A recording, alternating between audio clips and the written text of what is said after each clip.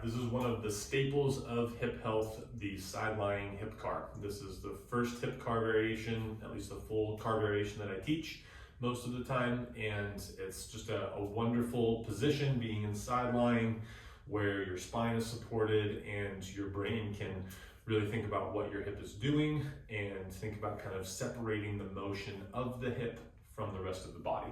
So we're going to get down into a head supported position, either with a yoga block, pillow, something that supports the head. And then I like to just kind of hold my hands together here, or oftentimes if I do not have something to support the head, I will use my own arm here, and then I'll bring this other hand here. So regardless of whether or not you have the head support, that top hand, top arm is going to go palm down on the floor. And we want to do this to create a little bit of downward pressure into the ground with this hand so that our upper body has something to do. And I'll even oftentimes just close this fist to gently give the hand something to do as well. So we're going to start out with a bracing breath, and that's going to be in through the nose, where we're going to fill the side abs, try and expand through the ribs in the side and in the back, rather than only through the front with that classic belly breath. We want to have a full 360-degree expansion here. As I exhale that breath, I'm going to blow all my air out like I'm blowing through a straw, and I'm going to feel all of these side abs and core musculature kind of cinch down like a corset, and I want to use that tension to be my baseline of support as I go through the hip car. So bracing breath, here we go, in the nose. Feeling the back ribs and side ribs as I exhale. Fully completing that exhale, feeling all of those core muscles clamp down. Now I'm going to start to bring my knee straight towards my elbow.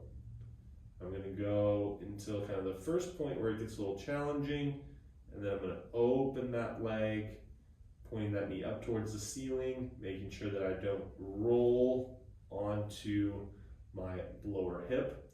From here, I want to try to internally rotate. So I'm going to reach that ankle back, and then I'm going to follow it with the knee, which is going to be a back and down movement, like I'm trying to reach for the wall behind me with my foot. As I get to that maximum reach, I'm going to slowly release and bring the knee forward so it matches the lower leg, and then I'm going to reverse my steps. I'm going to first drive my heel back, trying to find my glute, almost like a donkey kick if we're familiar with that exercise.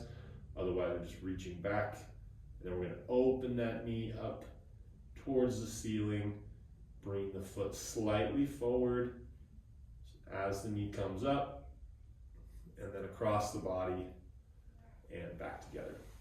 Okay, we're going to do one more from a slightly different angle so we can see what this looks like as well. So again, bracing breath.